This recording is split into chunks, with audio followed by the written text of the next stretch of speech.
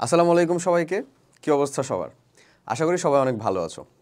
আজকে আমরা এই ভিডিও থেকে শিখব জারণ বিজারণ এর সম্পূর্ণ আদ্যপান্ত। তো জারণ বিজারণের আদ্যপান্তের ক্ষেত্রে দেখো আমি অলরেডি 6টা শব্দ লিখে রাখছি।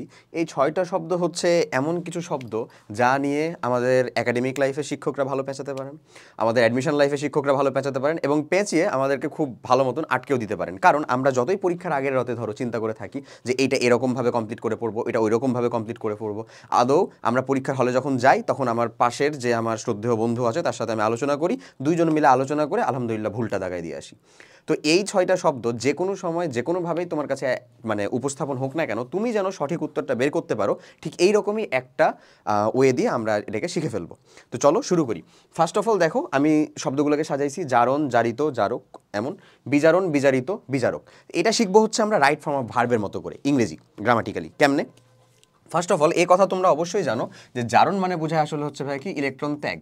জারণ মানে ইলেকট্রনের ছাড়ন, এগুলো আমরা শুনছি তাই না? জারণ মানে হচ্ছে ইলেকট্রন ত্যাগ, বিজারণ মানে হচ্ছে ভাই ইলেকট্রন গ্রহণ। এই কথাটুকু আমাদের জানা। ওকে, ইলেকট্রন গ্রহণ। ওকে, তো ইলেকট্রন ত্যাগ বা ইলেকট্রন গ্রহণ দুইটাই আসলে আমাদের ভার্বাল টার্ম। ভার্ব বুঝাচ্ছে না ভাইয়া? অবশ্যই, আশা করি বুঝতে পারতেছো। তাহলে আমরা রাইট ফর্ম অফ ভার্বের চিন্তা করতে গেলে এটাকে বলবো আমরা কি? ভার্ব। এই যে আমাদের জারণে একটা ভার্ব, বিজারণে একটা ভার্ব।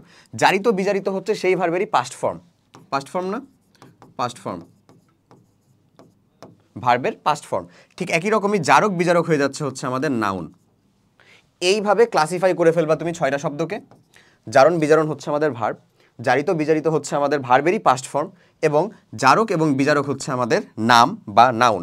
তারপরে আমরা যেই টেকনিকটা দিয়ে মনে রাখবো সেটা হচ্ছে যার কর্ম যেরকম তার ফলাফল সেরকম, তার নাম হয়ে যায় তার এক্স্যাক্ট উল্টো। ওকে, ঠিক একই রকমভাবে আমরা এখানেও বলতে পারি যার কর্ম যেরকম তার ফলাফল সেরকম, যে আদা খাবে সে তার স্বাদ পাবে। তো যার কর্ম যেরকম তার ফলাফল সেরকম, তার নামটা হয়ে যায় এক্স্যাক্ট উল্টো। শেষ। তো এখন যে তোমার ইলেকট্রন ত্যাগ করবে সে ভার্বটা বা কর্মটা কি কমপ্লিট করলো? জারণ। জারণ যদি হয় তার ভার্ব, তাহলে তার কাজ বা সেটার কর্মের ফলাফল হবে হচ্ছে জারিত, আর তার নামটা হয়ে যাবে কি? এক্স্যাক্ট বিপরীত বিজারক। এক্স্যাক্ট বিপরীত বিজারক। জারণ জারিত করে তার নাম হয়ে যাচ্ছে বিজারক। ঠিক একই রকমভাবে যখন কেউ বিজারণ করবে মানে আমার ইলেকট্রন গ্রহণ করবে যে ভার্বাল কাজটা, সেটা করলে তার ফলাফল হবে এক্স্যাক্ট তাই, বিজারণ করলে বিজারিতই হবে, তার নামটা হয়ে যাবে কীভাবে বলো? এক্স্যাক্ট জারক। খুবই শর্ট ওয়ে, খুব মজাদার ওয়ে। আরামসে আমরা এটা এরকমভাবে শিখে রাখলে ইনশাল্লাহ যে কোনো জায়গাতে যে কোনোভাবে তোমাকে উপস্থাপন করা হোক না কেন, পুরো 100 বছর পরেও যদি উপস্থাপন করা হয় তাও তুমি আসলে ভুলবা না। ওকে, তো চলে আসো চট করে আমরা একটা কোশ্চিন দেখি। এখানে দেখো প্রশ্নটা বলতেছে টিন 2+ SN2+ প্লাস Fe3+, এটা বিক্রিয়া করে SN4+ কমপ্লিট করতেছে এবং Fe2+ করতেছে। বিক্রিয়াটা আমি সমতা করি নাই, তোমাদের যে যখন এটা প্রশ্ন আসছিল তখন এটা সমতাকরণ করা ছিল। সমতাকরণটা আমার ম্যান্ডেটরি না। ওকে, এখানে দেখো বলতেছে বিক্রিয়ায় কোনটি বিজারিত হয়েছে? বিজারিত এই শব্দটা কি ছিল ভাই আমাদের বলো তো? রাইট ফর্ম অফ ভার্ব হিসেবে বা আমাদের আলটিমেটলি ইংরেজির গ্রামাটিক্যাল হিসেবে কি শব্দ ছিল এটা? আসলে এটা ছিল হচ্ছে ভার্বের পাস্ট ফর্ম। তাহলে এটার ভার্বটা কি? এটার ভার্বটা ছিল বিজারণ। যে বিজারণ করে সেই বিজারিত হয়, তার নামটা কি বলতে পারি আমরা? জারক, তাই না? তাহলে বিজারণ মানে কি ছিল আমার? ইলেকট্রন গ্রহণ। তাহলে এদের মধ্যে যে আমার ইলেকট্রন গ্রহণ করবে আলটিমেটলি সেই বিজারিত হচ্ছে, সে বিজারণ করছে, বিজারিত হচ্ছে। এখন দেখো এই কোশ্চিনের উত্তরের ক্ষেত্রে তুমি একটা সিম্পল মাথায় রাখবা, জারণ বিজারণ বা জারিত বিজারিত সবসময় বিক্রিয়ক থেকেই হবে, উৎপাদ থেকে হওয়ার কোনো সম্ভাবনা নাই, হবেও না কখনো। তাহলে উৎপাদ থেকে কি কোনো উত্তর আছে অপশানে?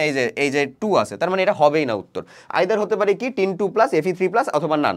নান হওয়ারও কোনো পসিবিলিটি নেই, কারণ এখানে জারণ বিজারণ বিক্রিয়া ঘটতেছে, একজন জারিত হলে আরেকজন বিজারিত হবেই। তাহলে আমরা দেখবো এই দুজনের ভিতরে আসলে কে বিজারণ বিক্রিয়াটা কমপ্লিট করতেছে। দেখো টিন 2+ ছিল, তার মানে টিন 2টা ইলেকট্রন ত্যাগ করেছিল। টিন এই পাশে এসে 4+ হয়েছে, মানে টিন আরও 2টা ইলেকট্রন ত্যাগ করছে, মানে টোটাল 4টা ইলেকট্রন ত্যাগ করছে। তার মানে আলটিমেটলি টিন কি করতেছে? জারণ করতেছে। টিন জারণ করলে কি বলতে পারি আমরা? জারণ জারিত বিজারক। মানে টিনের জন্য SN2+ এই যে ছিল তার জন্য আমরা 3টে শব্দ কি লিখতে পারি? জারণ বিক্রিয়া করছে সে, এখন যার যেটা কর্ম তার ফলাফলও সেরকম, তাহলে সেটা জারিত হয়েছে, আর নামটা হয়ে যায় কি? এক্স্যাক্ট উল্টা বা বিজারক। এমন। ওকে, ঠিক একই রকমভাবে যদি আমরা চিন্তা করি Fe3+, ফেরাম। ফেরাম এখানে 3টা ইলেকট্রন ত্যাগ করেছিল, এখানে 2টা ইলেকট্রন ত্যাগ করে আছে, তার মানে অবভিয়াসলি বোঝা যাচ্ছে ফেরাম আসলে একটা ইলেকট্রন আমার গ্রহণ করেছে, তাই না? তাহলে ফেরাম যদি একটা ইলেকট্রন গ্রহণ করে সে আসলে কি করতেছে বলো? বিজারণ করতেছে। বিজারণ করলে যার ক্রিয়া যেরকম বা কর্ম যেরকম ফলাফলও সেরকম, বারবার বলতেছি, তাহলে সে কি হয়েছে? বিজারিত হয়েছে, আর তার নামটা কি হয়ে যাবে? এক্স্যাক্ট উল্টো বা জারক। তাহলে ফেরামের জন্য আবার আমরা এই 3টা সিরিজের শব্দই বলতে পারি, যেটার মধ্যেকার একটা শব্দ এখানে উল্লেখ করা আছে কি? বিজারিত। তাহলে বিজারিত হয়েছে কোনটা বলো? খুব সহজেই বলতে পারি FE 3+। বুঝা গেছে? হোপফুলি এরকমভাবে মনে রাখলে ইনশাল্লাহ এই 6টা শব্দ নিয়ে আর কোনো প্রকার তোমাদের ভিতরে সমস্যা উদ্রেক করবে না। সবাই ভালো থাকো, আল্লাহ হাফেজ, আসসালামু আলাইকুম।